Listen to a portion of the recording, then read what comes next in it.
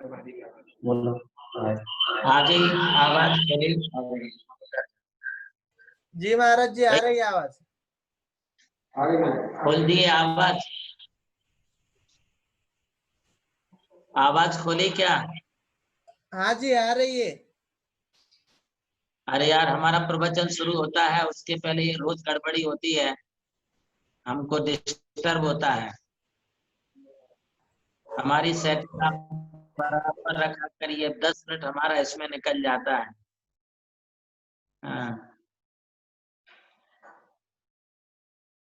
उपसर्गरम पासम पासम बन्नामिकम गणमुक्कम विसर्विषन्नासम मंगल कल्याणयावासम विसृणुदन्ते धारे जो श्यामनो तस्सग्रोगमारी तट्टिद्रवसामम चिट्ठो दूरे मध्ये दुष्पणापल होई नर्तरिये जीवा पावन्ति ना दुःख दोहकम तो सम्मते लते चिंता तो सम्मते लते चिंतामणि कप्पवाय बप्पिये पावन्ति विज्ञान जीवा राम रमठा ये संतो महायस्य भक्ति भरण भरण ही है न राधे दिज्य बोहिम भवे भवे पास जिन चंद्र। जय बोलो श्री 1008 महामृत्युंजय चंद्र प्रभु भगवान की जय। आचार्य प्रवर श्री महावीर कीर्ति जी महाराज की जय। परम पूज्य गणाधिपति गणधर आचार्य गुरुवर श्री कुंतु सागर जी महाराज की जय। आचार्य गुरुवर श्री कनक नंदी जी महाराज की जय। श्रीमद जैन धर्म की जय।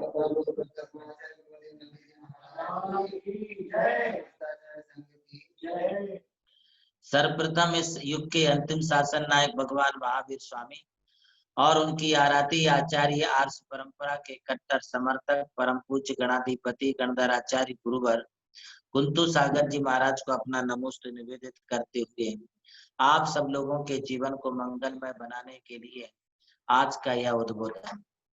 जैसा कि आप सुन रहे हैं, भावनाओं के संदर्भ में, भावनाओं का संबंध भाव मन से है और भाव मन का संबंध अपनी चेतन आत्मा से है।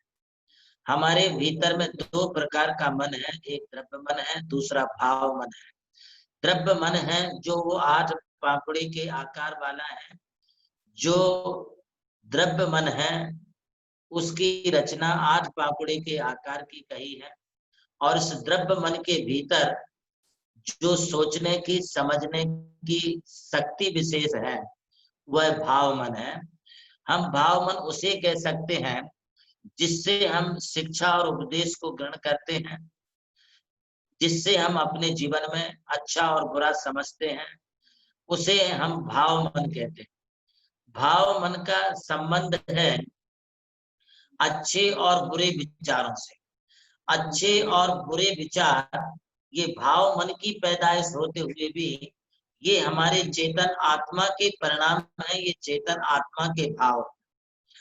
इसलिए जब हम कभी अशुभ विचारों से भावित होते हैं, अशुभ कल्पनाएं हम करते हैं, तब हमारे भाव अशुभ हो जाते हैं और उस अशुभ की परिणति में निरंतर अशुभ विचारों से अशुभ कर्मों का आश्रय होता है, अशुभ कर्मों का बंध होता रहता है।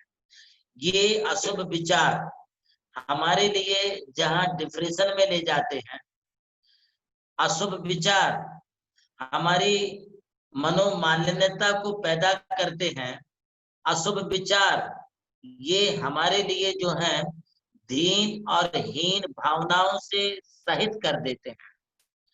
ऐसी स्थिति में कभी कभी इन अशुभ विचारों की बहुलता के कारण, इन अशुभ विचारों की बहुलता के कारण आदमी इतना डिप्रेशन में आ जाता है, इतना तनाव में आ जाता है, इतना टेंशन में आ जाता है कि यह कभी कभी मरने और मारने की सोचने लगता है। ये अशुभ भावनाओं का दुष्परिणाम है। इन अशुभ भावनाओं के दुष्परिणाम के कारण ये अच्छाइयों को भी बुराइयों के रूप में देखता है, ये किसी सच्चाई को भी गलतियों के रूप में देखता है। जब इसको अशुभ विचारों से इसका जीवन, इसका मन, इसकी आत्मा भर जाती है, तो इतना अधिक यह अशुभ की ओर चला जाता है, इतना अधिक सोचने लगता है कि उस सोच के कारण वह कभी कभी कोई अस्त्र शस्त्र लेकर के वह अपने को भी मारने की सोचता है, दूसरे को भी मारने की सोचता है। ये बहुत हीनता और दीनता में ला देता है। कभी विष प्राशन कर लेता है, पॉइजन ले लेता है, तो कभी अपने आप को फांसी के फंदा लगा करके भी मौत के नजदीक जाता है।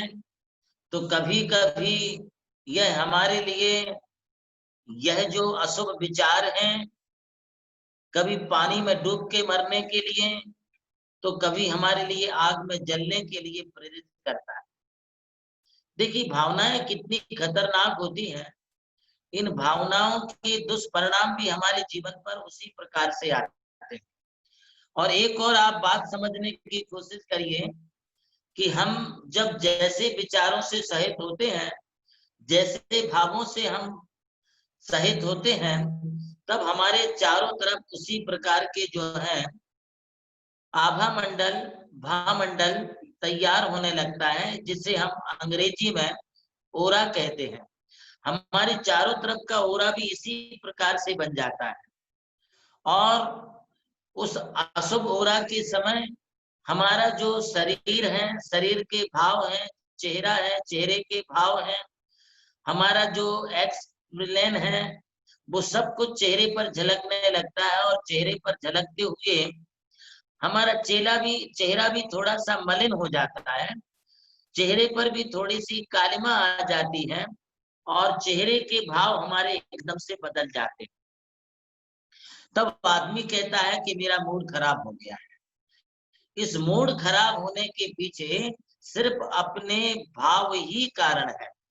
इसलिए ऐसी मलिन माननता के भावों से बचने के लिए हम अपने विचारों को शुभ भावों की ओर लेके जाए, और अपने द्रव्य मन से भाव मन में हम जब जाते हैं, तो हमारा भाव मन किसी सद प्रवृत्तियों में होना चाहिए, किसी अच्छे विचारों की ओर अपना मन संलग्न होना चाहिए। जब हम अच्छे विचार करते हैं, तो उन अच्छे विचारों से हमारा ओरा बदलने लगता है, हमारा आभा मंडल बदल जाता है, हमारे चेहरे का भी एक्सप्लेन बदल जाता है, हमारे शरीर की भाव भंगिमा एकदम अलग हो जाती है। सब कुछ, हमारा चेहरा और हमारा शरीर, ये सब कुछ भीतर का एक प्रकार का दर्पण है कि हमारे भाव कैसे चल रहे हैं। अपने इस दर्पण में हम देख करके जान सकते हैं, समझ सकते हैं। आप अपने जीवन को परिवर्तित करने के लिए, दूसरे की शिकायतों से बचने के लिए, किसी ने हमारे लिए बुरा कर दिया, किसी ने हमारे लिए बुरा बोल दिया, किसी ने हमारे लिए कुछ भी आक्षेप लगा दिया, ऐसी स्थिति में अपने मन को स्थिर बनाने के लिए अब शुभ भावों में हम जब जाते हैं, तब आपको एक भावना यह भानी चाहिए कि मैं एकत्व लिए सब ही आते, तन धन को साथी समझाता, पर ये भी छोड़ चले जाते। अपने आप में स्थिरता लाने के लिए हम अपने में ये विचार करें कि मैं एकाकी हूँ, बिल्कुल अलोन हूँ। इस संसार में मैं बिल्कुल अलोन हूँ, अकेला हूँ। अकेला ही मैंने जन्म पाया है, अकेला ही मैं कर्म करता हूँ, अकेले ही अपने कर्मों के फलों को भोगता हूँ। कोई किसी के कर्मों को बांट नहीं सकता है। सुखस्य दुखस्य न कोपी दाता, परो ददाति ति कुबुद्धि रेशा। हमने जो कर्म किए हैं, इन कर्मों का फल हमारे लिए भोगना पड़ेगा। आज हम इस संसार में जन्म को प्राप्त हुए हैं, हम अपने कर्म के कारण प्राप्त हुए। चाहे यह जीव किसी भी गति में चला जाए, चाहे वो नरकों में जाए, चाहे वो त्रिंच में जाए, कभी देव बने अथवा कभी मनुष्य बने, कभी स्त्री बने, कभी पुरुष बने, किसी भी पर्याय, किसी भी योनि में चला जाए, जाना इसको अकेले ही होगा। जन्मे मरे अकेला चेतन, सुख दुख का भोगी। हम अपने सुख और दुख की भोक्ता हम अकेले हैं। कोई हमारे कर्मों का बंटवारा नहीं कर सकता है। आपकी संपत्ति का बंटवारा हो सकता है, आपके पैसे का बंटवारा हो सकता है, आपके मकान का बंटवारा हो सकता है, आपकी दुकान का बंटवारा हो सकता है, आपकी गोदाम का बंटवारा हो सकता है, आपके फैक्ट्री और ऑफिस का बंटवारा हो सकता है, आपकी प्रॉपर्टियों का बंटवारा हो सकता है, किंतु आप अपने कर्मों का बंटवारा नहीं कर सकते हैं। जो कर्म आपने किए हैं उन कर्मों को आपको ही भोगना पड़ेगा। इसलिए हमारे शास्त्र कहते हैं कि स्वयं कृतम कर्म इदात्मना पुरा फलम तदीयम लभते शुभाशुभम परेण दत्ते लभते स्फुटम स्वयं कृतम कर्म निरर्थकम तथा। यदि हमारे कृत कर्मों का फल किसी दूसरे के लिए मिलने लगता है, ये कभी नहीं हो सकता है। देखिए, जो भोजन करेगा उसका पेट भरेगा। आपके भोजन कर लेने से आपके पति का पेट नहीं भरेगा, आपके भोजन कर लेने से आपका बेटे का पेट नहीं भरेगा, आपके भोजन कर लेने से आपके परिवारजनों का पेट नहीं भरेगा, उनकी भूख खत्म नहीं होगी, उनकी भूख उनके भोजन करने से खत्म। इसी तरह से आप जो भी पुण्य और पाप करते हैं वो आपके पल्ले में आएगा, वो आपके लिए फल देगा। यदि किसी की माँ मंदिर में जाकर के पूजा करती हैं, यदि किसी की माँ माला फेरती है या कोई भक्ति स्तोत्र भक्तांबर आदि का पाठ करती हैं, अथवा वो तत्वार सूत्र और सहस्त्र नाम जी का पाठ करती हैं, तो उसका फल उसकी माँ के लिए ही मिलेगा। माँ का किया हुआ कर्म, माँ का किया हुआ पुण्य किसी दूसरे के लिए काम नहीं आएगा। जिस तरह से अपने हाथों से किया गया भोजन वो तुम्हारी खुद की भूख मिटाएगा, दूसरे की भूख नहीं मिटाएगा। यही स्थिति आपने भी समझना चाहिए कि हम भी जब जैसे कर्म करते हैं उन कर्मों का फल हमारे लिए ही अपने आप को अकेले ही भोगना पड़ता है। हमारे कर्मों के विभाजन में कोई भी साथीदार नहीं हो सकता है। एक दिन मैं आपके लिए एक उदाहरण, एक कहानी बताया था एक चोर की, कि वो चोर लूटपाट करता है, सबसे सामान छीन लेता है। एक साधु मिले तो साधु के साथ भी उसने लूटपाट की वारदात शुरू की, किंतु साधु के समझाए जाने पर उस ऋषि ने ये समझ, उस चोर ने ये समझ लिया कि एक्चुअली मेरे द्वारा इस धन संपत्ति को परिवार के लोग बांट के ले सकते हैं, किंतु मेरे द्वारा किए गए पाप को कोई बात करके नहीं ले सकते हैं। अपने कर्मों का फल अपने लिए ही भोगना पड़ेगा। यदि हमें पर की प्रवृत्तियों से छूटना है, पर के मोह से हटना है, तो हमें इस कर्म सिद्धांत पर विश्वास और भरोसा रखना होगा। और यह कर्म सिद्धांत का विश्वास तुम्हें अपने परिवार में अपने परिवार के लोगों को भी बताना होगा। तुम्हें अपने बेटे बहू को, पोता पुत्री को, पति और सास ससुर को, माता पिता को यह बताना होगा कि जो कुछ भी कर्म होता है उन कर्मों के मुताबिक ही हर जीव इस संसार में पैदा होता है, उन कर्मों के मुताबिक ही इस संसार का फल अर्थात सुख और दुखों को भोगता है। उन कर्मों के अनुसार ही यह व्यक्ति उस परिवार में एक संयोगी बनकर के आता है, कोई किसी के लिए नहीं है। ये तो सिर्फ कर्मों के संयोग है। जिस प्रकार से खगायित सबम वसंती, आचार्य कहते कि जिस प्रकार से कोई वृक्ष पर पक्षी नाना दिशाओं से आकर के बैठ जाते हैं, उसी प्रकार से हम सब लोग भी किसी कर्म संयोग के कारण इस परिवार रूपी वृक्ष में आकर के इकट्ठे हुए। और प्रातः काल भोर होते ही साथ वो पक्षी चहचहाते हुए कोलाहल करते हुए नाना दिशाओं में उड़ करके चले जाते हैं। ठीक इसी प्रकार से संसार रूपी वृक्ष में, संसार रूपी परिवार रूपी वृक्ष पर हम सब एक साथ एकत्रित हुए हैं।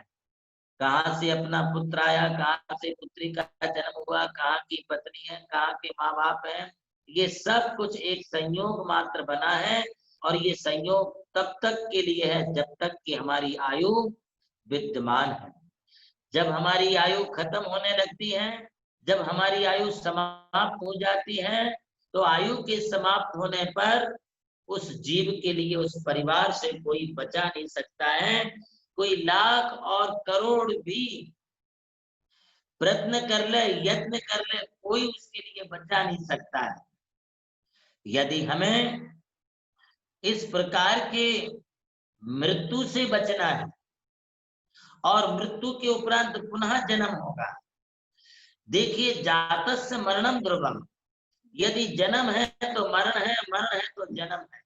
और इन दोनों में से किसी ने मरण को खत्म कर दिया, मृत्यु पर विजय प्राप्त कर ली, मृत्यु के लिए जीत लिया, तो मृत्यु को जीतने के बाद उसे पुनः कभी संसार में नहीं आना पड़ेगा, कभी संसार में उसके लिए भटकना नहीं पड़ेगा।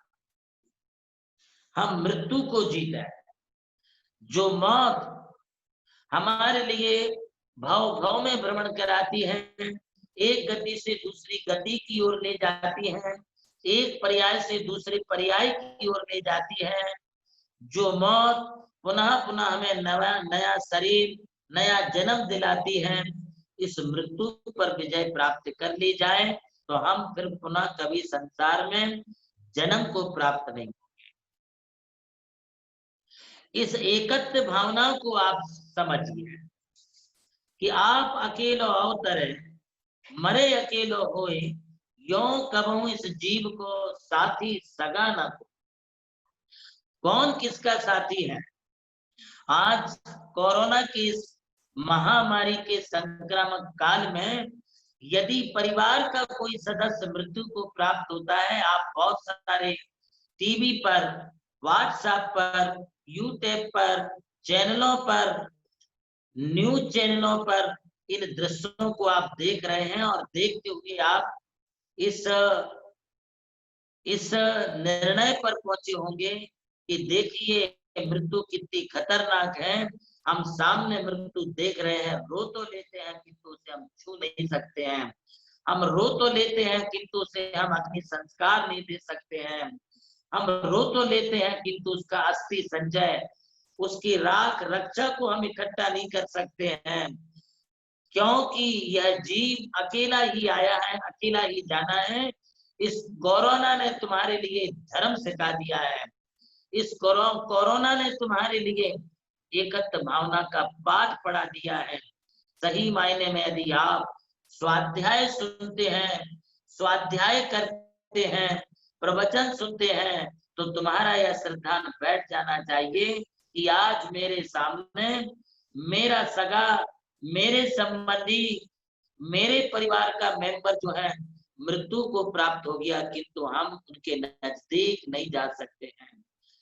कहते हैं ना, सी बट नॉट टच। उन्हें सिर्फ तुम दूर से देखो, टच नहीं कर सकते हो। क्यों? क्योंकि वह अकेला आया है, अब अकेला ही जाना पड़ेगा। अकेला ही आया है, अकेला ही जाना है। यह सिद्धांत इस कोरोना ने हमारे लिए सिखा दिया, हमारे लिए बता दिया है।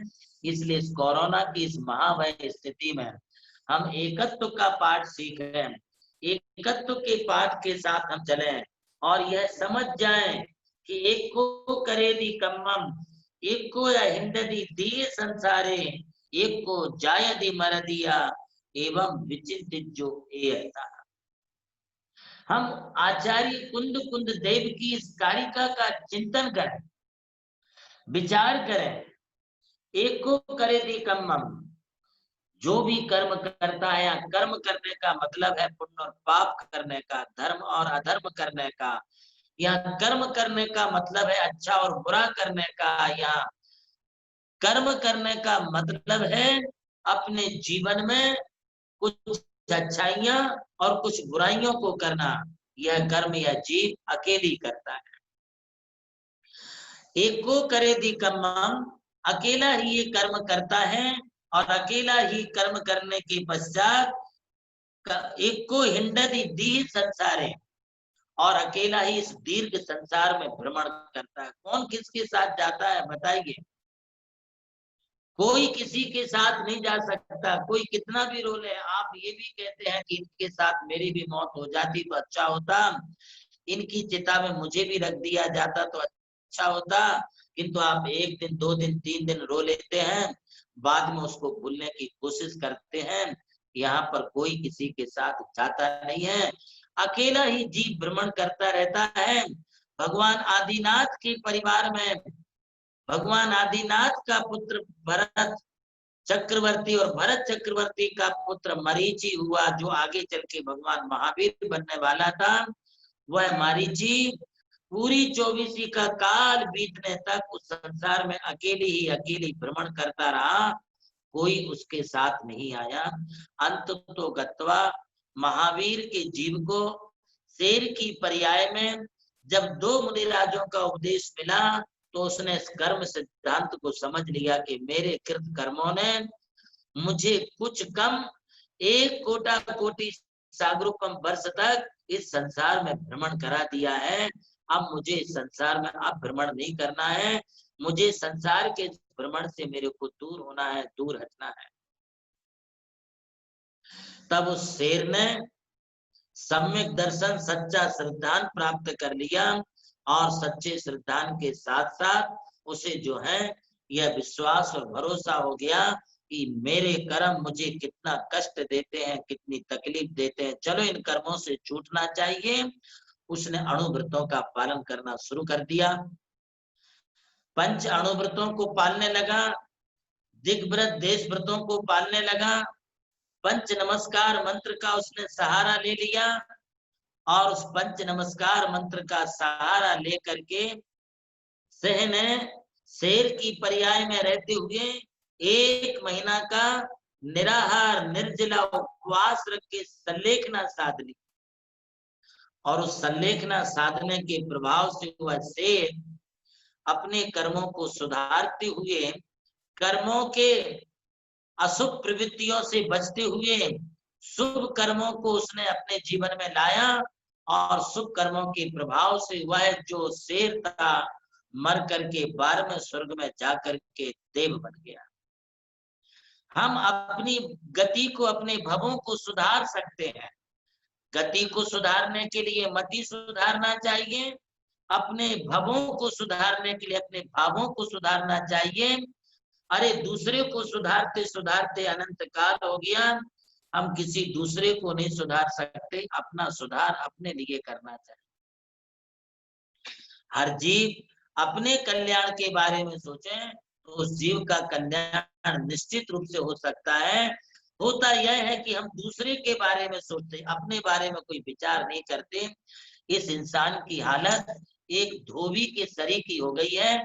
जिस प्रकार से धोबी दूसरे के कपड़े धोता रहता है, दूसरे के कपड़े धो करके देता है, किंतु स्वयं का कपड़ा, स्वयं का शरीर मैला कुचैला रहता है, उसी प्रकार से इन संसारी लोगों की स्थिति हो गई है।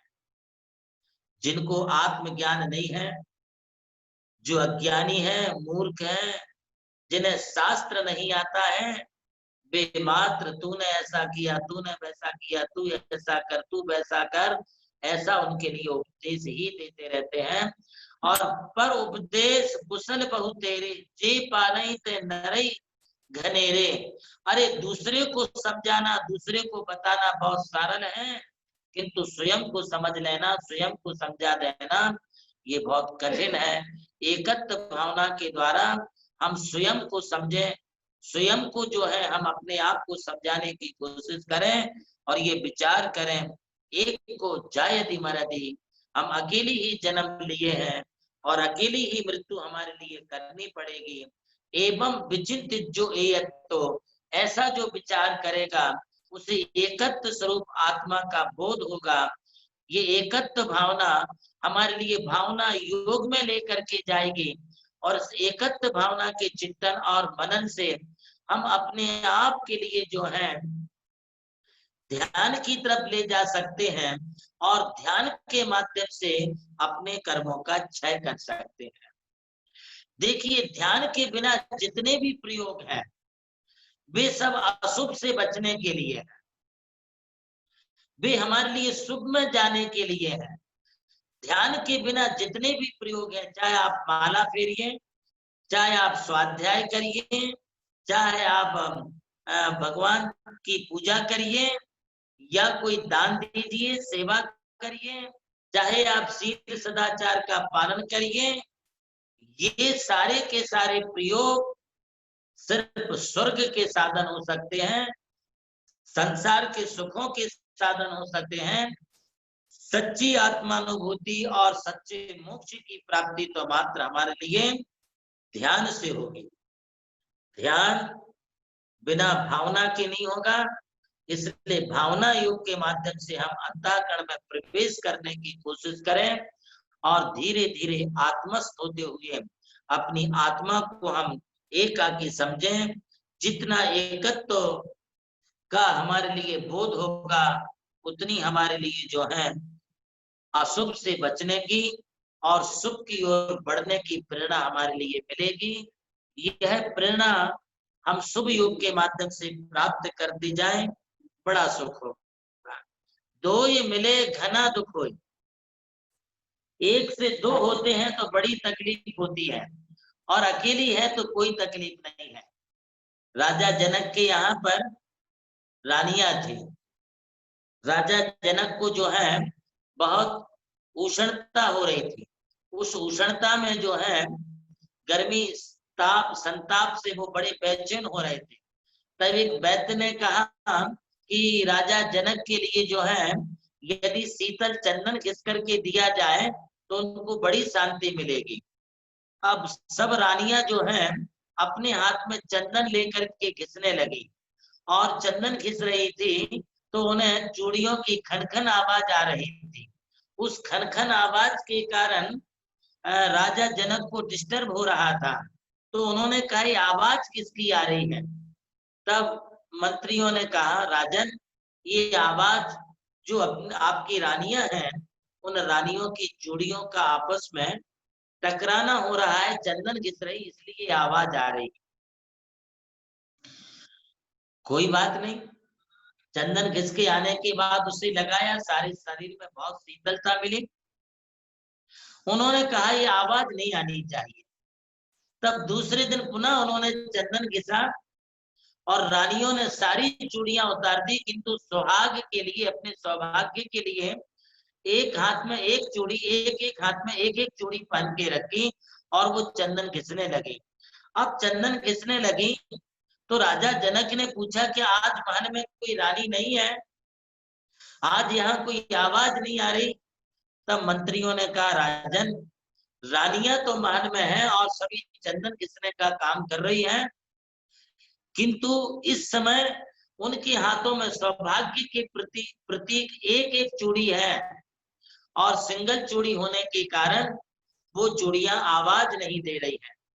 तब राजा जनक के लिए आत्मबोध हो गया कि जैसे बहुत मिलने से कोलाहल अशांति होती है और उसी प्रकार से सबको अलग अलग कर दिया जाए, एकाकी रह जाए, तो हमारे लिए फिर अशांति नहीं होगी। अशांति से बचने के लिए, बुरे विचारों से बचने के लिए, अपने डिप्रेशन से बाहर निकलने के लिए हमें पुण्य पाप को समझ करके एकत्व भावना का चिंतन करना चाहिए। इस एकत्व भावना के बलबूते पर ही तीर्थंकर महापुरुष तपस्वी अपनी आत्मा को कर्मों से मुक्त करके मोक्ष प्राप्त करते हैं। मोक्ष प्राप्ति और ध्यान की सिद्धि के लिए यह एकत्व भावना अत्यंत अनिवार्य है। आप अपने जीवन में इसे अपनाएं। इन्हीं शब्दों के साथ आज का उद्बोधन। जय जिनेन्द्र। प्रवीण जी लोहाड़े। गुरुदेव के प्रवचन से हमारी आत्मा में निर्मलता आती है। हर एक शब्द मन को पवित्र करता है, तन और मन की एकाग्रता से हर संकट मिट जाए, गुरुदेव के चरण रज पाकर तकदीर बदल जाए। जी हाँ, इन्हीं मौकों को हम देख रहे हैं, इन्हीं क्षणों को हम देख रहे हैं। मैं एक निवेदन सभी महानुभावों से करना चाहूंगा। परम पूज्य गुरुदेव, हम 7:30 बजे इस समोशरण का प्रारंभ करते हैं और आपसे निवेदन है कि सारे कार्यक्रम बड़े समय के साथ यहाँ पर शुरू होते हैं, इसलिए आप बिल्कुल 7:30 बजे इस समोशरण में आकर के बैठने का प्रयास करें, ताकि परम पूज्य गुरुदेव के एक एक शब्द को हम सुन सके, उनकी एक एक दिव्य देशना को हम यहाँ पर सुन सके। आइए, आज जो घोषणा हुई थी कि एक गूगल बॉय हमसे आज मिलने वाला था, लेकिन कुछ कारणवश आज हमने उस कार्यक्रम को रोक दिया है। कुछ आगे उसको लेकर के जा रहे हैं। कुछ दिनों के बाद वो गूगल बॉय हमें मिलेगा। चलिए, हम जो रोज की तरह परम पूज्य गुरुदेव के पुनः चरणों में चलते हैं, पारस भाई से निवेदन करते हैं कि आज के चर्चा समाधान का प्रारंभ करें। जय जिनेंद्र। आइए चलते हैं चर्चा समाधान की ओर। जो भी आचार्य श्री से अपनी जिज्ञासा का समाधान चाहता है, वो अपने मोबाइल के राइट हैंड कॉर्नर में मोर नाम का बटन है, उस बटन में रेज हैंड करके एक बटन, उसे क्लिक करे। जो अपना हैंड रेज करेगा उसे ही सवाल पूछने का मौका दिया जाएगा। तो आइए हम चलते हैं अरुण जी टायर सागर वाले।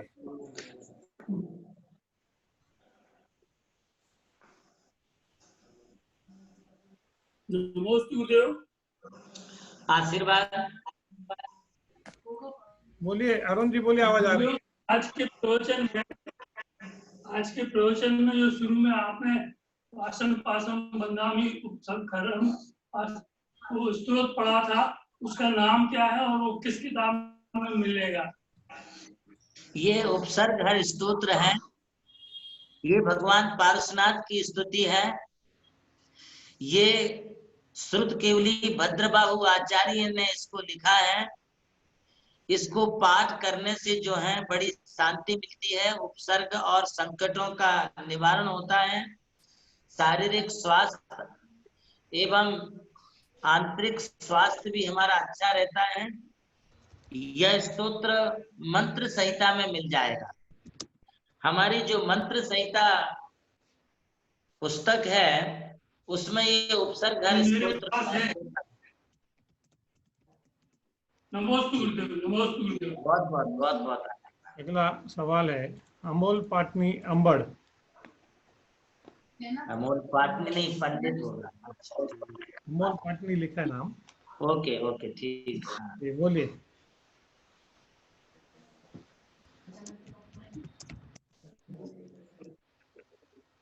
नमस्ते गुरुदेव। आशीर्वाद। हाँ, सिद्ध की प्रतिमा अपन वेदी पे रख सकते हैं क्या?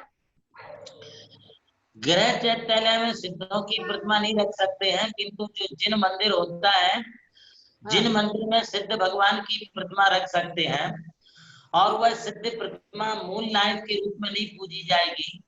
सिद्ध प्रतिमा को हम जो है मूल नायक के अतिरिक्त उसको रख करके पूजा और अभिषेक डेली कर सकते, उसमें कोई बाधा नहीं है। किंतु वर्तमान में पोकल बनाते हैं, वो पोकल सिद्ध प्रतिमा नहीं, ठोस सिद्ध प्रतिमा बना देंगे। जैसे अरिहंतों की प्रतिमा बनाते हैं, उसी प्रकार की प्रतिमा सिद्धों की होती है। मात्र अंतर इतना है कि सिद्धों की प्रतिमा के बाल नहीं होते, केस नहीं होते हैं और नख नहीं होते हैं, और उनकी प्रतिमा पर कोई चिन्ह नहीं होता है। तो ऐसी प्रतिमा आप वेदी पर रख सकते हैं। अगला सवाल नमस्ते गुरुदेव। अगला सवाल नेमचंद जी। नमस्ते महाराज। नमस्ते महाराज। हाँ जी, बोलिए। बहुत बहुत आशीर्वाद नेमीचंद जी, बोलिए।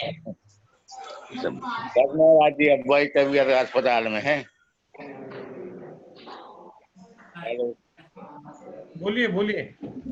आशीर्वाद देता हूं उनके लिए आप। ठीक है। नमस्ते महाराज जी।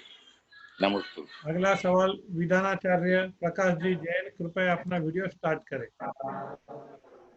विधानाचार्य प्रकाश जी जैन अपना वीडियो स्टार्ट करें। तब तक हम आते हैं रवि जी पहाड़े औरंगाबाद।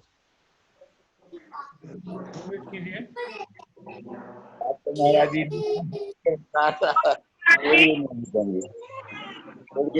बोलिए रवि भैया,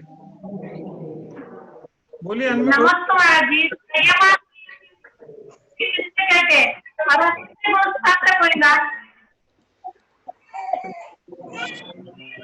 वापस से बोलिए, नहीं समझा क्या बोल रहे हैं, वापस बोलिए। संयम किसे कहते हैं? नहीं, आपकी आवाज सही नहीं आ रही है, थोड़ा संयम असंयम किसे कहते हैं? संयम और असंयम। हाँ, कौन से गुणस्थान में आता है? कौन से गुणस्थान तक रहेगा? कौन से गुणस्थान तक रहेगा? क्या चीज है? इनका प्रश्न है महाराज जी, संयम और असंयम किसे कहते हैं, वो कौन से गुणस्थान तक रहेगा? बहुत बढ़िया। असंयम तो चौथे गुणस्थान तक होता है। कि असंयम जब तक ग्रस्त जीवन में है तब तक असंयम रहता है, और ग्रस्त जीवन से विरक्त होकर के कोई चुल्लक एलक माता जी अथवा मुनि महाराज जी बनते हैं तब संयम होता है। संयम की शुरुआत 6वें गुणस्थान से होती है और वो आखिरी 14वें गुणस्थान तक होता है।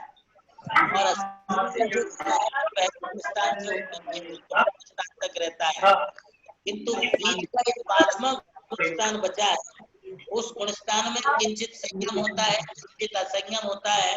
उसे संयमा संयम कहते हैं। ये अणुवृत्ति श्रावक का ग्रस्त जीवन में संयमा संयम हुआ करता है। तो जो प्रतिमाएं ले लेते हैं, प्रतिमाओं के व्रत ले लेते हैं, 12 व्रतों को धारण करते हैं, उनके लिए देश संयम होता है। बाकी जो है 6ठे गुणस्थान से ऊपर के सभी गुणस्थानों में सकल संयम है, और नीचे के पहले से चतुर्थ गुणस्थान तक असंयम है। अगला प्रश्न है अशोक जी जैन, दिल्ली।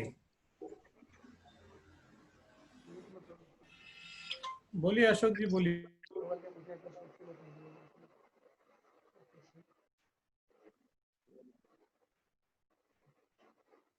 आवाज नहीं आ रही पारस भैया। राजेश जी पेंडारी। नहीं, बोलो ना, बोलो। 5 मिनट है, 5 मिनट। धीरे से लो। थैंक यू राजेश जी आपकी भी आवाज नहीं आ रही है। आइए हम चलते हैं संतोष जी बाकीगांव।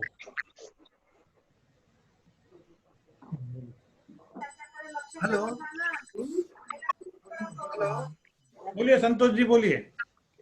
नमोस्तु गुरुदेव, नमोस्तु गुरुदेव, नमोस्तु गुरुदेव। आवाज आ रही है? आ रही संतोष जी, आप बोलते जाइए। आ रही गुरुदेव, मेरा प्रश्न है कि कृष्ण और रावण ने जो पाप किए उनके कारण वह नरक में, हम सब यही जानते हैं, किंतु आने वाले भविष्यकालीन 24 तीर्थंकरों में उन्हें स्थान मिलने वाला है। उन्होंने ऐसा कौन सा पुण्य किया था जिनके कारण उन्हें वह स्थान प्राप्त हो रहा है? हालांकि उन्होंने उनके जीवन में तो बहुत से पाप थे, के कारण उन्हें नरक में जाने पड़ा, किंतु साथ साथ उन्हें प्रकृति का भी बंध हुआ। सुनिए, अभी आपका स्वाध्याय है, पूरा स्वाध्याय तब होगा जब उसके बारे में पूरी जानकारी आप प्राप्त कर लेंगे। एक्चुअली रावण के लिए अभी वर्तमान में तीर्थंकर प्रकृति का बंध हुआ नहीं है, वो बंद करेंगे। अभी वे वर्तमान में प्रति नारायण के पद को प्राप्त हुए, और प्रति नारायण प्रति वासुदेव राज्यपाद का त्याग न कर पाने के कारण, अशुभ प्रवृत्तियों को न छोड़ पाने के कारण वे नियमतः नरकायु का बंध करते हैं। इसलिए रावण के लिए निश्चित रूप से, चाहे रावण हो चाहे और भी अन्य कोई वासु प्रति वासुदेव हो, उनके लिए नरकायु का ही बंध होता है। जैसा कि मैंने आपको बताया कि अपने राजपाद को त्याग नहीं कर पाते, संसार की विषय वासनाओं का त्याग नहीं कर पाते, ये पाप कार्यों का त्याग नहीं कर पाते, इसलिए इनको नियम से नरकायु का बंध होता है। और जब वो त्याग नहीं कर पाए तो उन्हें नरकायु का बंध हुआ। अब जो संसारी लोग घर परिवार में रह करके वो भी त्याग नहीं करेंगे तो उनको भी नरकायु का बंध होगा। तो रावण के लिए नरकायु का बंध हो गया, इसलिए वो नरक में गया। नरक में से निकल करके फिर वो धात की खंड द्वीप में जाएंगे और अलग अलग जन्म लेंगे, तब उनके लिए तीर्थंकर प्रकृति का बंध होगा। अभी तीर्थंकर प्रकृति का बंध हुआ नहीं है। और सीता का जो जीव है वो रावण तीर्थंकर बनने पर तीर्थंकर का गणधर बनेगा और गणधर बन करके वो भी तीर्थंकर के साथ साथ ये सीता का जीव भी मोक्ष में जाएगा। तो अभी रावण अगले जन्मों में तीर्थंकर प्रकृति का बंध करेगा और वो मोक्ष को प्राप्त होगा। हाँ पारस जी, मैं अनम्यूट हूँ। नमस्ते गुरुदेव, नमस्ते। राजेश पिंडारी।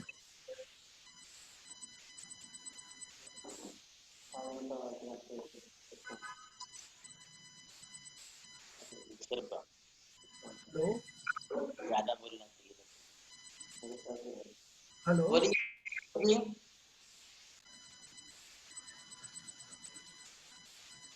हेलो। हाँ बोलिए। हाँ, राजेश पिंडारी नागपुर से। नमस्ते गुरुदेव।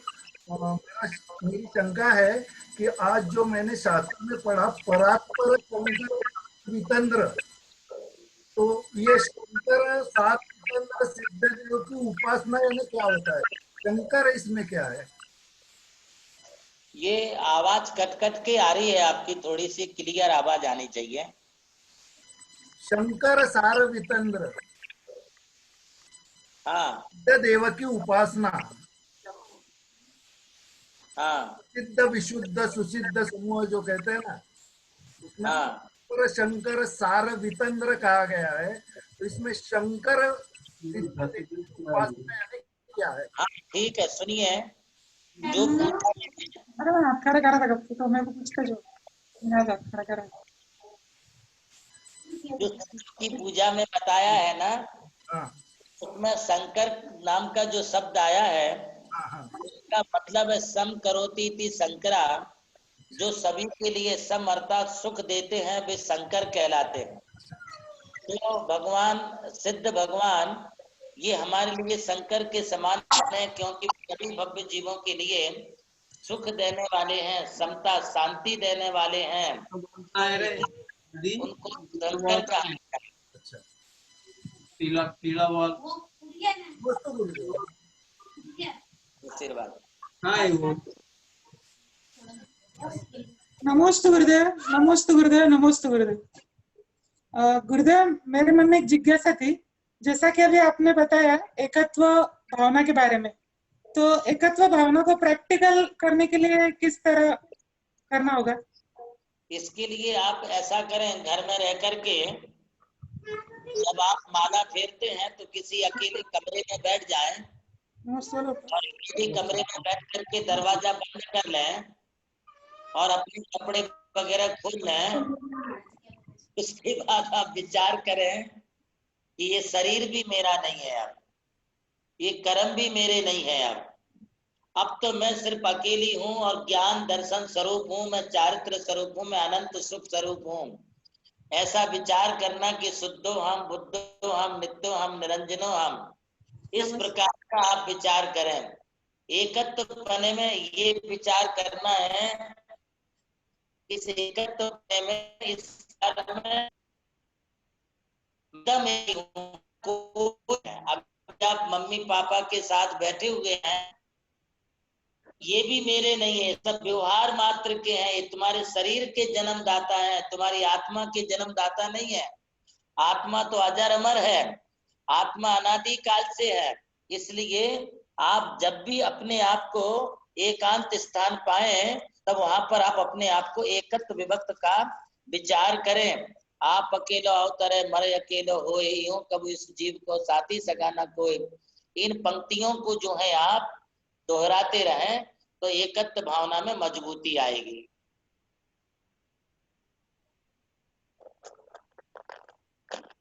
अगला प्रश्न। अगला सवाल प्रवीण जी, जैन सागर। नमस्ते गुरुदेव, नमस्ते गुरुदेव, नमस्ते गुरुदेव। बोलिए दादा। गुरुदेव, घंटाखंड महावीर स्तोत्र की जाप कौन सी है और वो कहाँ पर मिलेगी हमको? हमारी मंत्र संहिता आपके पास भी होगी। जी हाँ। उसमें घंटाखंड की जाप है। वैसे मैं भी बता देता हूँ। ओम ह्रीं क्लीं ब्लूम ऐं घंटाकर्ण महावीर नमोस्तुते था था स्वाहा।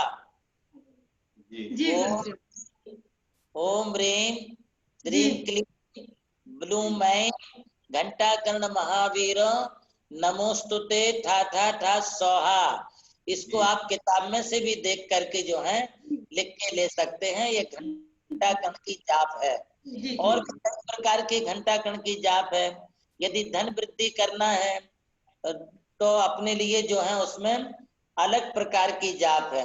यदि स्वास्थ्य प्राप्त करना है तो अलग प्रकार की जाप है। ठीक है, आप इसको हमारी मंत्र संहिता से देखिएगा। नमस्ते श्री जी।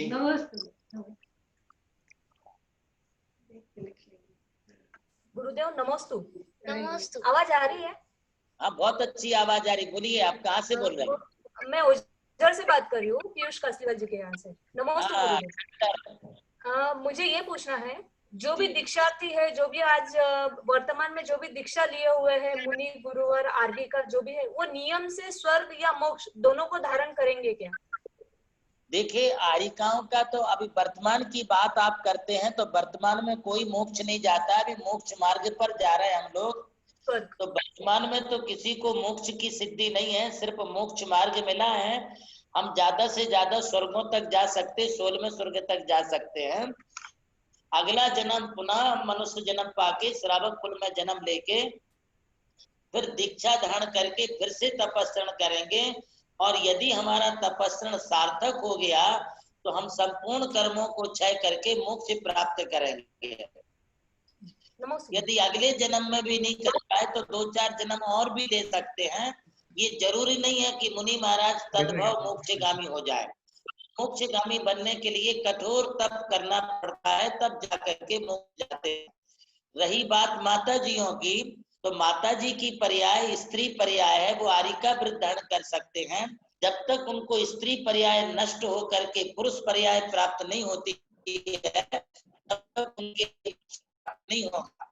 इसलिए उनको भी मोक्ष प्राप्त करने के लिए पुरुष पर्याय और मुनि अवस्था धारण करनी पड़ेगी, तब उनको मोक्ष मिलेगा। नमस्ते गुरुदेव। नमस्ते। ममता जी पाटनी। आचार्य श्री के चरणों में त्रिवार नमस्तु। माता जी ने भी इच्छा में कर ले। माता जी के चरणों में भी इच्छा में, समस्त मुनि संघ को नमस्तु इच्छा में। दे रही माता जी। हाँ, आगे बोल। हाँ महाराज जी, मैं ये जानना चाहती हूँ, त्रियंच गति को अशुभ और त्रियंच आयु को शुभ क्यों कहते हैं?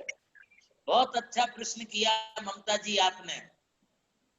त्रियंच गति को अशुभ इसलिए कहा है कि वो मायाचारी करने से प्राप्त होती है। वहां पर जो जीव है ना, बहुत प्रकार के कुटिल परिणाम धारण करते हैं।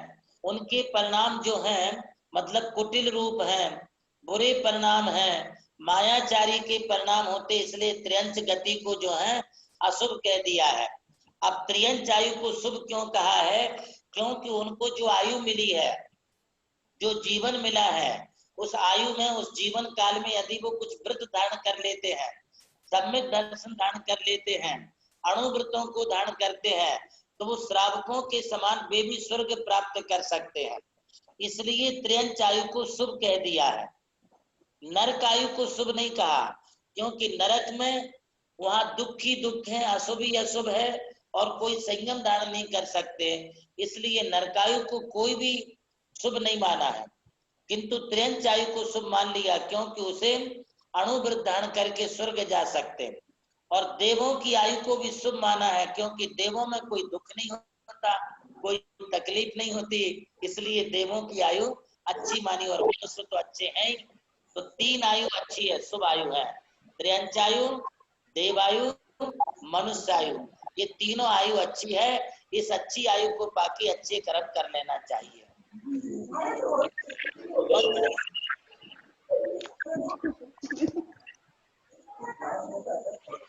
अगला सवाल है मोहित जी ठोले। गुरुदेव नमोस्तु नमोस्तु। तो मेरा प्रश्न ये है कि भावों का और लेश्याओं का क्या संबंध है और इससे हमें क्या लाभ हो सकते हैं? लाभ और अलाभ की बात अलग है। भाव कहो लेस्या कहो, जो कसायों से अनुरंजित अपने जो परिणाम होते हैं उसी का नाम लेस्या है। लेस्या से पृथक कोई भाव नहीं होते हैं। जब तक लेस्या है तब तक हमारे शुभ और अशुभ परिणाम होते हैं, किंतु कभी कभी हमारे इन शुभ और अशुभ परिणामों से रहित भी परिणाम होते हैं। वो लेस्या रहित परिणाम होते हैं, वे शुद्ध भाव होते हैं। ये शुद्ध भाव जो हैं ऊपरी तन गुणस्थानों में अरिहंत और सिद्ध परमिष्टि के होते हैं, और छठवें गुणस्थान मुनिराज होते हैं।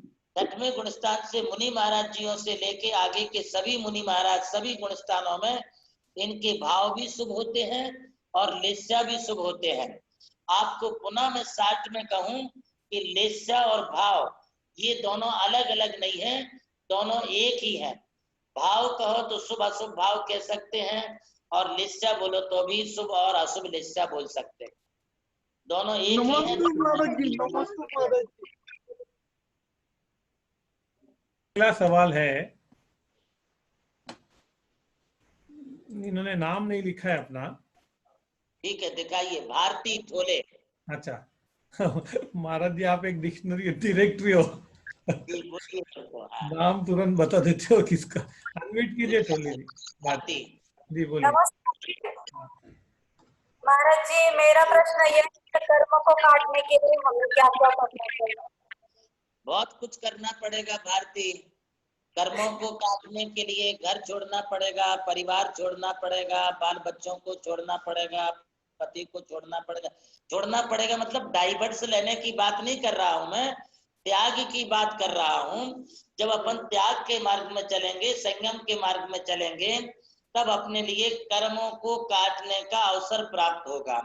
और इस कर्मों के काटने के लिए घोरानुघोर तप करना पड़ेगा, भाव भाव में तप करना पड़ेगा, भाव भाव में दीक्षा लेनी पड़ेगी। एक जन्म की दीक्षा या एक जन्म के तपस्या से अपने कर्म नहीं कटेंगे। कई जन्मों का तप, कई जन्मों की तपस्या, कई जन्मों का त्याग जब अपना इकट्ठा होता है, तब अपने को आत्म ध्यान की स्थिति बनती है। उस आत्म ध्यान की स्थिति में अपने कर्म कटने लगते हैं, और यदि पूरे कर्म अपने जड़ से खत्म हो गए तो मोक्ष की प्राप्ति होगी। इसलिए कर्म काटने के लिए दीक्षा के भाव बनाइए, वैराग्य भावों से अपने आप के जीवन को सजाइए। जितना वैराग्य होगा उतना मोह और उतने कर्म अपने हटेंगे। संडे आज पाठशाला भी नहीं है, तो मैं ज्यादा से ज्यादा सवाल ले रहा हूँ आज। हाँ कोई दिक्कत नहीं है। हमारे राजेश जी सिंगई सुमंगलम। नमोस्तु महाराज जी, नमोस्तु। हाँ राजेश जी बोलो। गुरुदेव आज मैं अपना नया घर दिखाना चाहता हूँ आपके लिए। ओम शांति। आपके आशीर्वाद से नमोकार छाया बना था। क्या बात, नमोकार छाया। बहुत बढ़िया। गुरुदेव के आशीर्वाद से ही बना है ये। अच्छा, आशीर्वाद चाहिए गुरुदेव। मैं आपको और आपके परिवार को एवं परिवार की सुरक्षा और स्वास्थ्य के लिए धर्म साधन करने के लिए जो वास्तु घर आपने बनाया है, निश्चित रूप से आपको सुख शांति की छाया में रखे। नमोकार की छाया बहुत बड़ी छाया है। आपको हमारा आशीर्वाद है महाराज जी, तो सब कुछ छाया है, आपकी छाया है। नमोस्तु महाराज। नमस्ते। आशीर्वाद। नमस्ते। आइए उपाध्याय सर।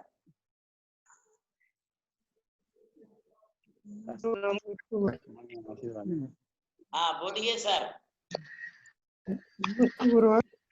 मेरा प्रश्न है ना, खदीरांगा खातिकम का अर्थ क्या है? सर अभी सुनाई खदीरांगा खातिकम। भारत जी उनका प्रश्न सुनाई नहीं पड़ा। क्या उपाध्याय सर वापस बोलिए, क्या बोल रहे हैं? उपाध्याय जी बोलिए ना क्या। आशीर्वाद। हाँ उपाध्याय जी बोलिए। फिर से बोलिए क्या बोल रहे हैं, उनका शायद अनम्यूट। नहीं अनम्यूट है फोन उनका, और उनके ध्यान में नहीं आ रहा है। उपाध्याय जी आपकी आवाज आ रही है, आप बोलिए। हाँ नमोस्तु गुरु, नमोस्तु। बोलिए। खदीरांगा खातिकम का अर्थ क्या है? खाती का मतलब खाई। खाती का मतलब खाई जिसमें पानी भरा रहता है, जो किले के चारों तरफ होती है, उसको खाती का। नहीं आ रही है। हमारी आवाज तो बहुत दूर दूर तक जा रही। आ रही महाराज जी आपकी आवाज। आवाज नहीं आ रही है। ये ले आवाज नहीं आ रही है। हमको तो आ रही है आपकी आवाज, हमारी आवाज क्यों तुम्हारे पास से रुक गई? सागर तक आ गई महाराज जी आवाज। सागर तक जा रही है आपकी आवाज। के चारों तरफ जैसे खाई होती उसमें पानी भरते हैं ना, तो उसको खातिका कहते हैं। समुषण भूमि में भी होती है, अकृत्रिम चैत्यानों के चारों तरफ भी होती है, और अपने ध्यान में भी हम चारों तरफ एक खाई बना सकते हैं।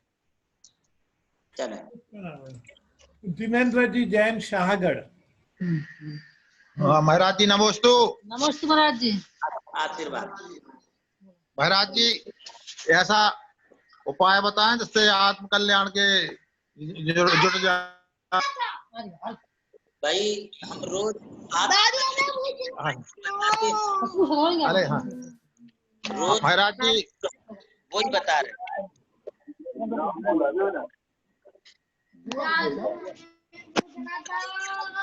कल्याण का ही उपदेश देते हैं, आत्म कल्याण की बात बताते हैं। इस सांसारिक जीवन से निवृत्ति आपने लेनी चाहिए और त्याग मार्ग में आकर के अब संयम धारण करें।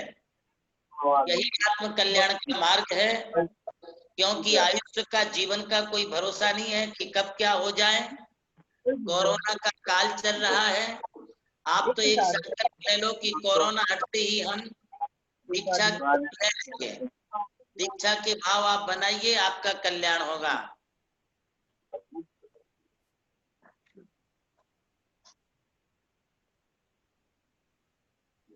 अगला सवाल है आईफोन। ये जय कुमार जी बैटरी परिवार सागर से हैं, बोलिए। महाराज जी मेरा प्रश्न यह है कि आज के समय में मन की शुद्धि से ज्यादा प्रकृति जरूरी है। इस अवस्था में स्वनियंत्रण किस तरह से करें? एक बार फिर से बोलिए। आज के समय में मन की शुद्धि से ज्यादा प्रकृति होना जरूरी है, तो इस तरह स्वनियंत्रण कैसे करें? मन की शुद्धि तो हर परिस्थिति में रखना ही चाहिए, और कोई भी व्रत नियम करते हैं तो उसके लिए हमें शारीरिक शुद्धि भी चाहिए। शारीरिक शुद्धि से मतलब है कि हमारा शरीर किसी भी प्रकार से जो है अशुद्ध ना हो, और शरीर साफ स्वच्छ शुद्ध होने के साथ साथ वस्त्र भी अपने शुद्ध होना चाहिए। जितनी मन वचन काया की शुद्धि रखेंगे उतना व्रत नियम पालन करने में अपने को सहजता सरलता रहेगी, और व्रत नियमों की जितनी अपनी सरलता सहजता से पाला जाएगा उतना अपने भावों की शुद्धि बनेगी। इसलिए पहले वैचारिक शुद्धि अर्थात मन की शुद्धि रखना चाहिए। मन में कोई क्रोध मान माया लोभ के भाव नहीं होना, किसी प्रकार के पापों के भाव नहीं होना। जब अपन सब पाप और परिग्रह पाप और विषय वासनाओं का त्याग कर दें तब अपना मन शुद्ध होगा। फिर मन शुद्ध हुआ तो फिर व्रत आदि का पालन अच्छी तरह से होता है। किंतु कोई ये कहे कि हमें बिना व्रतों के पालन किए भाव शुद्धि मन शुद्धि हो जाए तो नहीं होगी। देखिए व्रत पालन करेंगे तो भाव शुद्धि बनेगी, बिना त्याग के बिना संयम के भाव निर्मल नहीं बनते हैं। और जितना संयम तुम्हारा निर्मल होगा उतने तुम्हारे भाव भी निर्मल होंगे, उतने ज्यादा जो है अपने को व्रत आदि पालन करने का फल भी मिलेगा। तो हमें तीनों प्रकार की शुद्धि चाहिए। हमारा मन भी शुद्ध हो, हमारे वचन भी वाणी भी शुद्ध हो, और हमारी काया वस्त्र खान पीन रहन सहन ये सभी हमारा शुद्ध होना चाहिए। तब हमारे लिए व्रत नियम आदि का विशेष फल मिलता है।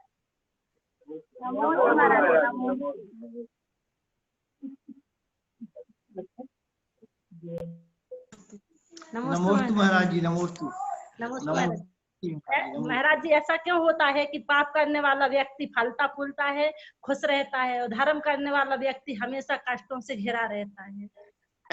बहुत अच्छा प्रश्न किया है। आपकी माँ भी बैठी इधर, उनको भी आप नमस्तु कर लें और उनका भी आशीर्वाद ले लें। बोल दीजिए नमस्तु। इच्छाई माता जी। इच्छाई माता जी। हाँ, तो अभी आपने जो प्रश्न पूछा है आज के परिप्रेक्ष्य में, अच्छा प्रश्न पूछा है कि पाप करने वाले फलते फूलते हैं, धर्म करने वाले जो है वो गलते हैं। ऐसा नहीं है, ये आपकी सोच है। देखिए, कुछ पिछले जन्म का पुण्य भी होता है, और जब तक तेरे पुण्य का बीता नहीं करार, तब तक तुझको माफ है औगन करे हजार। पिछले जन्म के पुण्य के उदय से श्री संपत्ति, लक्ष्मी, सुत, दारा, ये सब कुछ प्राप्त किया है। किंतु वर्तमान में जो पाप कर रहे हैं, तो पिछले जन्म के पुण्य के कारण वर्तमान में हमारे लिए कुछ अच्छा हो रहा, अच्छा फल भोग रहे, फल फूल रहे। किंतु वर्तमान में जो पाप कर रहे हैं, अधर्म कर रहे हैं, जो देव धर्म गुरु से अलग हट करके चल रहा है, व्यसन कर रहा है, अथवा अनेक प्रकार के कुकर्म कर रहा है, ऐसा करने से जो है वर्तमान में वो पाप करके अपना भविष्य बिगाड़ रहे। अब दूसरी बात कि कुछ लोग जो हैं वर्तमान में धर्म करते हैं, किंतु पिछले जन्म का भी तो कोई पाप होता है। जैसे भगवान आदिनाथ का पिछले जन्म का ऐसा एक पाप कर्म उदय में आया कि वो मुनि बनने के बाद 6 महीने तक आहार के लिए घूमते रहे, किंतु कोई उनके लिए आहार देने की विधि नहीं जानता था, नहीं दे पाया आहार। तीर्थंकर जैसे महापुरुष होके, एक बेटा उनका चक्रवर्ती, एक बेटा कामदेव था, और भी सभी युवराज पद को प्राप्त थे, किंतु उनके लिए 6 महीने का पहले उपवास हो गया, 6 महीना फिर बाद में आहार के लिए घूमते रहे, किंतु कोई आहार नहीं दे सका। वर्तमान में तो उन्होंने कोई पाप नहीं किया, कोई अधर्म नहीं किया, कोई दुष्कर्म नहीं किया, किंतु पिछले जन्म में जो बैलों के मुख पर जो मास्क बांध दिए थे कि जिससे वो कुछ खा ना सके, ये मास्क बांधने के कारण उन्हें आदिनाथ तीर्थंकर बनने के बाद भी 6 महीने तक आहार नहीं मिला। ये परिस्थिति किसी भी महापुरुष और पुण्यवान जीव के साथ हो सकती है। जैसे भगवान पार्श्वनाथ के ऊपर उपसर्ग आया, महावीर के ऊपर भी संकट आए, किसी भी महापुरुष को कभी भी कुछ हो सकता है। ये पिछले कर्मों के पाप कर्म के कारण ऐसा होता है, किंतु वर्तमान में वो अपना जीवन सुधार रहे हैं, अपना जीवन अच्छा कर रहे हैं, इसलिए उनको जो है वर्तमान में जो अच्छा कर रहा है उन्हें अगला जन्म अच्छा मिलेगा। पिछले जन्म के कारण इस जन्म में धर्मात्मा को भी दुख हो सकता है, कष्ट हो सकता है, और पिछले जन्म के पुण्य के कारण वर्तमान में पाप करने वाले जीव को भी कुछ अच्छा हो सकता है, क्योंकि पिछला जन्म था, किंतु वर्तमान में ये जो पाप कर रहा है इसका फल उनके लिए अगली गति में दुख के रूप में प्राप्त होगा।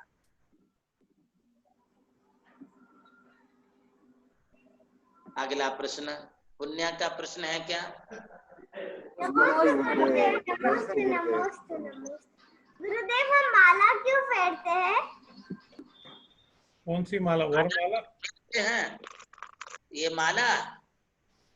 माला इसलिए फेरते हैं कि हमारी भाव की फेरी खत्म हो जाए, हम संसार की भटकन से बच जाए, पापों से बच जाए, अपने जन्म और मरण के दुखों से हम बच जाए।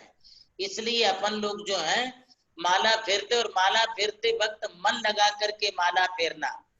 जितना मन लगा के फेरेंगे ना, उतना हम संसार के चक्कर से, भाव फेरी से बच जाएंगे।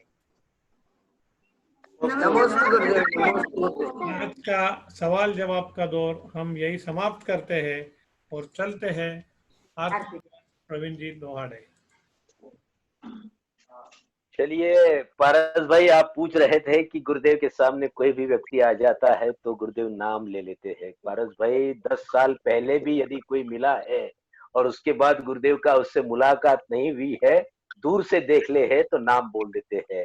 और यदि मंत्र संहिता की बात करूं तो मंत्र संहिता में करीबन 1000 मंत्रों को गुरुदेव ने लिखा हुआ है, और वो मंत्र और उसकी क्या साधना है ये गुरुदेव बिना देखे बोल सकते हैं। और आज तक पारस भाई गुरुदेव के सामने मैंने कभी जिनवानी को नहीं देखा, क्योंकि उनके अंदर ही जिनवानी बसी है। आइए, ऐसे संत के समोशरण में बैठने का सौभाग्य हमारे लिए प्राप्त होता है, इसलिए हम निश्चित रूप से बहुत सौभाग्यशाली है। आइए आज के आरती के लिए चलते हैं, पुनः विपुल भाई के पास जाते हैं पारस भाई, और सभी से निवेदन करते हैं आज का रविवार आप सबका है। परम पूज्य गुरुदेव के श्री चरणों में महाआरती को समर्पित करने के लिए। आइए, सुंदर आवाज विपुल साहू जी की और श्रद्धा आप सबकी परम पूज्य आचार्य श्री देवनंद जी गुरुदेव के प्रति। बोलिए परम पूज्य सारस्वताचार्य देवनंद जी गुरुदेव की जय, आचार्य संघ की जय। करे प्रारंभ विपुल भाई। विपुल भाई अनम्यूट कीजिए। नमोस्तु गुरुदेव, नमोस्तु गुरुदेव, नमोस्तु गुरुदेव, नमोस्तु गुरुदेव, नमोस्तु। आरती से पहले सिर्फ 2 शब्द कहना चाहूंगा। हेलो, बोलो बोलो विपुल बोलो। आया हूँ, जब से गुरु चरणों में तेरे आया हूँ, लगता है जैसे संसार का हर सुख मैंने पा लिया। जब से गुरु चरणों में तेरे आया हूँ, जैसे लगता है संसार का हर सुख मैंने पा लिया। जब से गुरु तेरे भक्ति के रस में समाया हूँ, जब से गुरु तेरे भक्ति के रस में समाया हूँ, लगता है जैसे जीवन को मैंने सार्थक बना लिया। लगता है जैसे जीवन को मैंने सार्थक बना लिया। अब और कुछ ना चाहूं मैं इस जगत में है गुरुवर, अब और कुछ ना चाहूं मैं इस जगत में है गुरुवर, क्योंकि आज प्यारे गुरुवर ने मुझे अपना बना लिया। आज प्यारे गुरुवर ने मुझे अपना बना लिया। नमोस्तु गुरुदेव, नमोस्तु गुरुदेव, नमोस्तु गुरुदेव।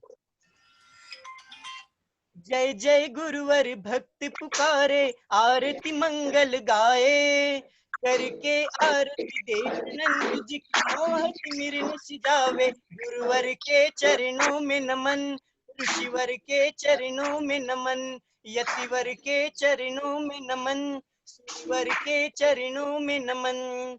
शाहगढ़ में जन्म लिया है, धन्य है शीला माता, प्रेमचंद जी पिता तुम्हारे, हर्षित मन मुस्काता। नगर में सब जन मंगल गावे, ओ नगर में सब जन मंगल गावे, फूले नहीं समावे। करके आरती देवनंद जी की मोहत मिरन सजावे। गुरुवर के चरणों में नमन, ऋषिवर के चरणों में नमन, यतिवर के चरणों में नमन, सूर्यवर के चरणों में नमन।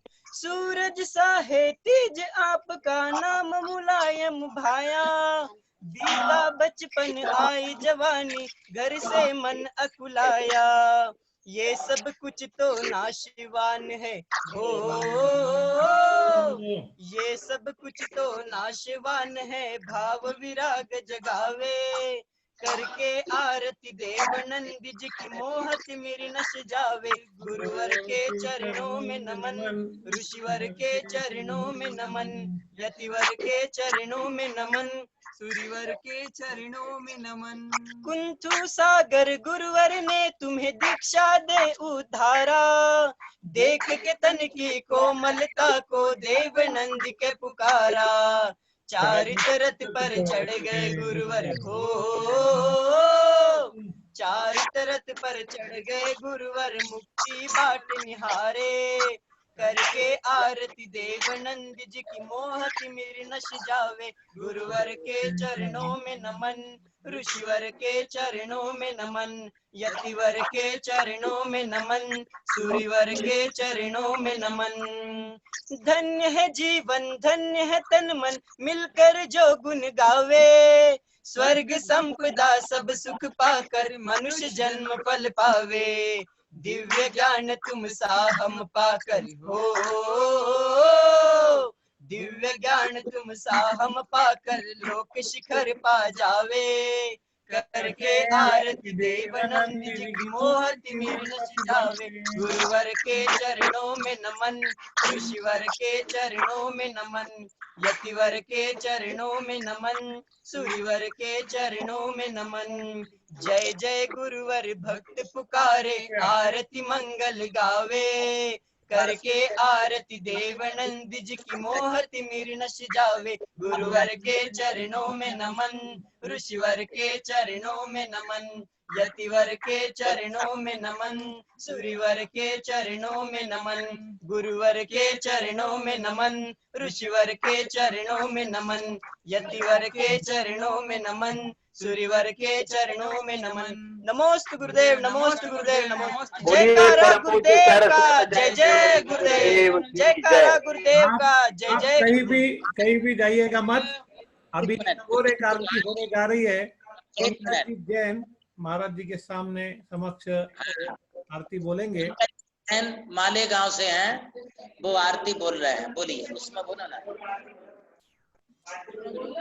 सगड़ा चालू बोलो। मालेगांव से कोई आज परम पूज्य गुरुदेव के चरणों में अपनी भावना। तुम उसमें मोबाइल तो देखना ना तुम्हारा। बोलो बोलो।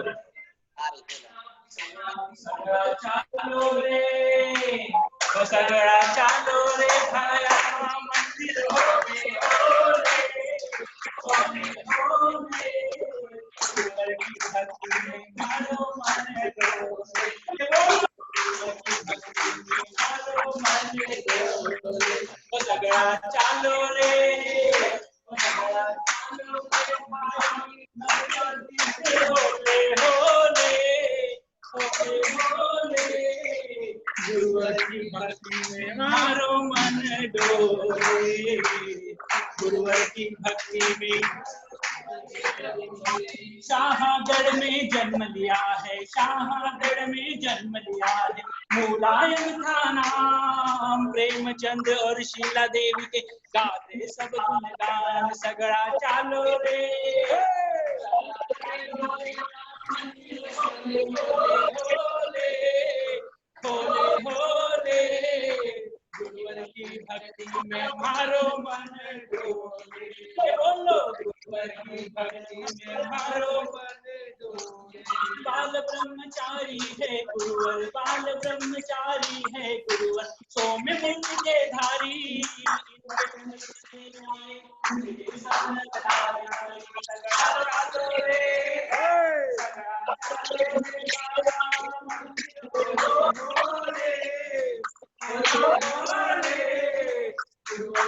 भक्ति में मारो मन डोले, भक्ति में मारो मन डोले। बाल युवा इन्हें मन भावे, शिक्षा इनसे पावे, धर्म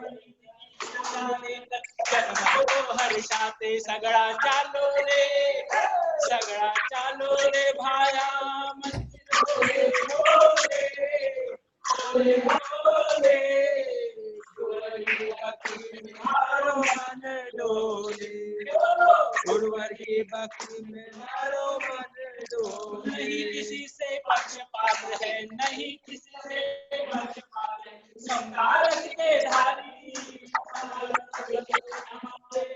शरण तिहारी, सगड़ा चालो रे, सगड़ा चालो रे भाया मंदिर होले होले होले होले, गुरुवर की भक्ति में मारो मन डोले, बोलो मारो मन डोले, बोलो गुरुवर की भक्ति में मारो मन डोले, बोलो गुरुवर की भक्ति में मारो मन डोले।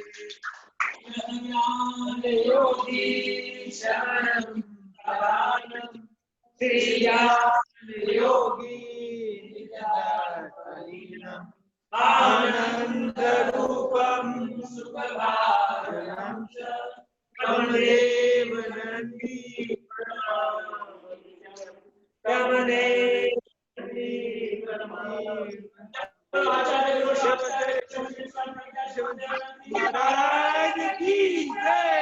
पारस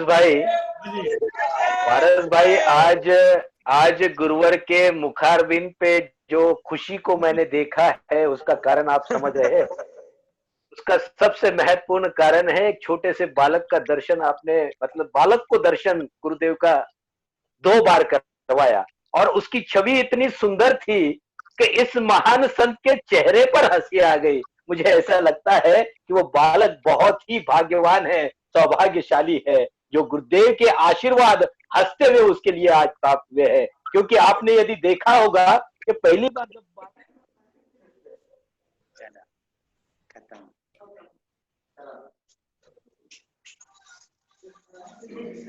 उसका प्रवीण जी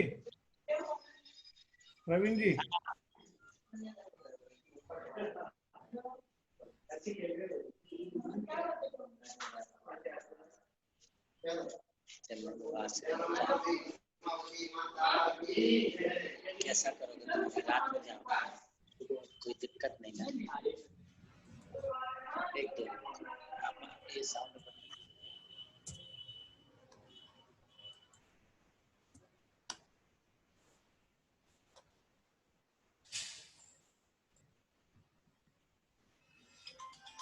हाँ भाई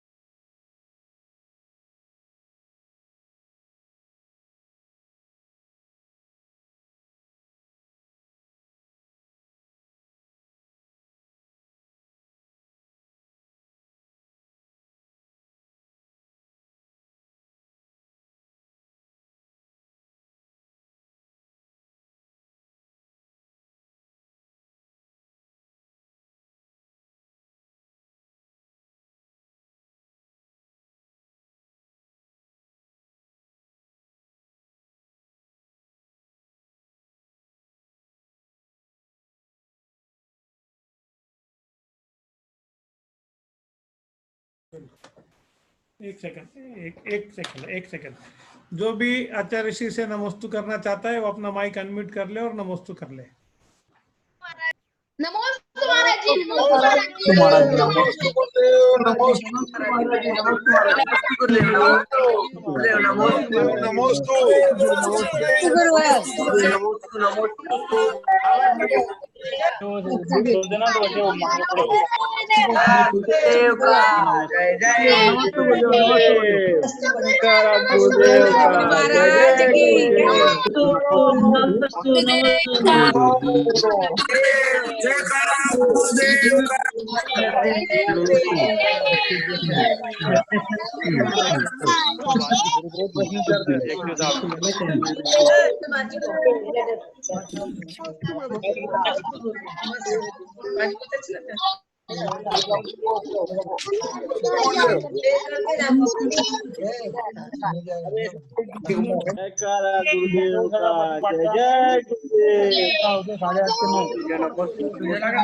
नमोस्तु महाराज जी, नमोस्तु, नमोस्तु गुरुदेव।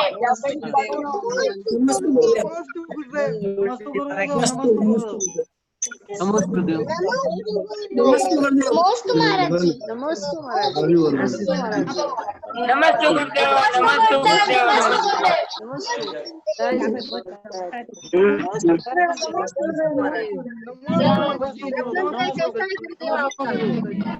नमस्ते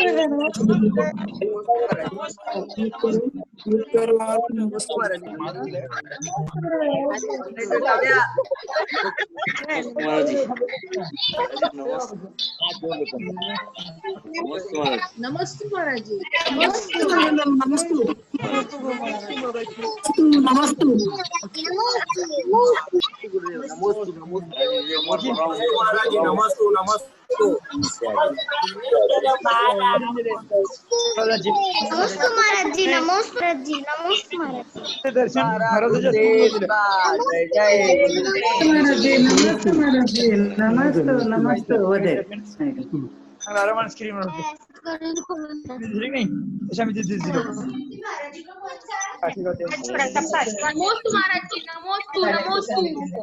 जी, नमोस्तु महाराज जी,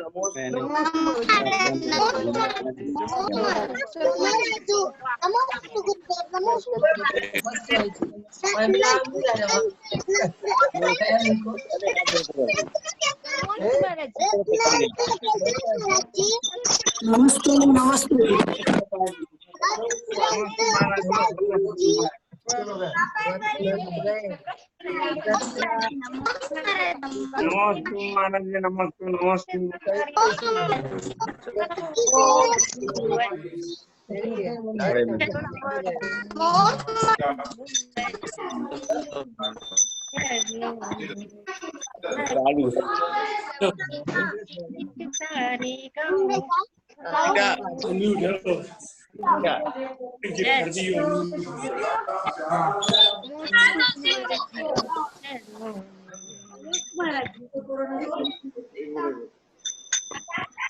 नमोस्तु महाराज जी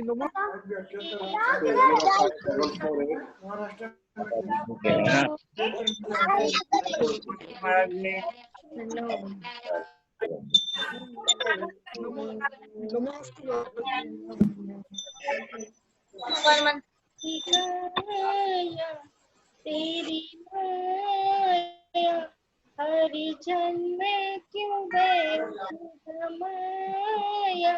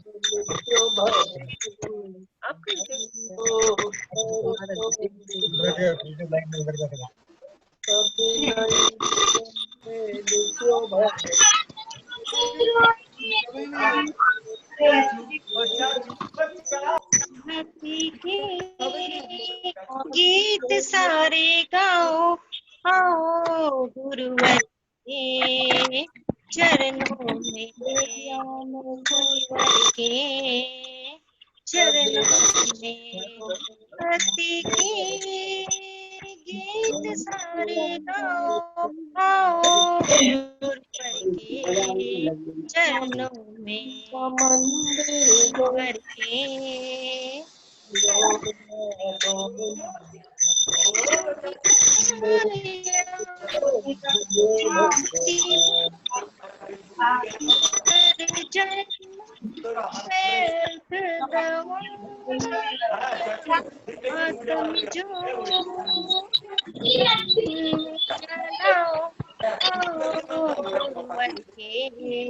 चरणों में ऋषिवर की आई ना आपकी आई थी बहुत बहुत अंकल थी क्या है तेरा क्या है मेरा पल भर है उजाला फिर अंधेरा उनका ही नाम लगाओ आओ गुरुवर के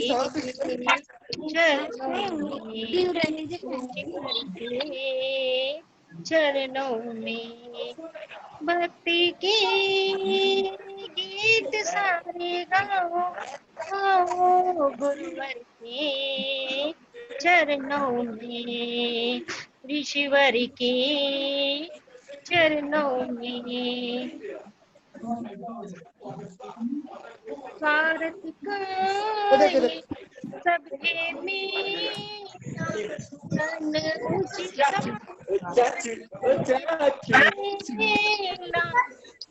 मन का मैदान से हटाओ आओ गुरुवर के चरणों में ऋषिवर के चरणों में भक्ति की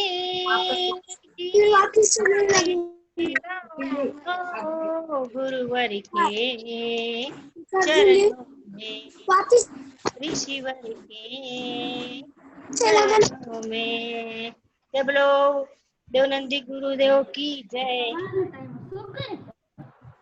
अरे नहीं लगा बेटा।